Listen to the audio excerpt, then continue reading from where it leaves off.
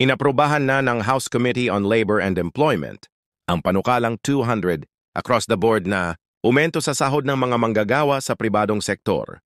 Kung mapagtibay bilang batas o obligahin ang lahat ng mga pribadong negosyo, gaano man kalaki ang industriya na magpatupad ng 200, arawang umento sa sweldo ng kanilang mga manggagawa.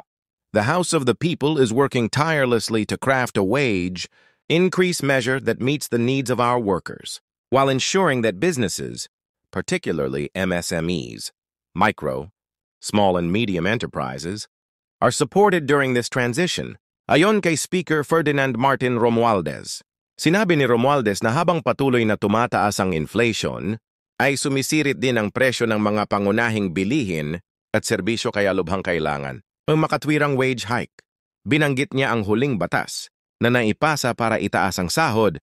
Ang Wage Rationalization Act of 1989 ay ginawa mahigit 3 dekada na ang nakakaraan at napatunayan na hindi ito nagresulta sa lubhang pagtaas ng presyo ng mga bilihin at pagsasara ng maraming negosyo.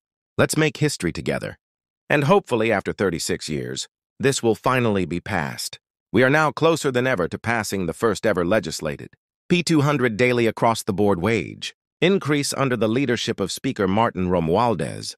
Sabi ni TUCP Party List Representative Democrito Raymond Mendoza,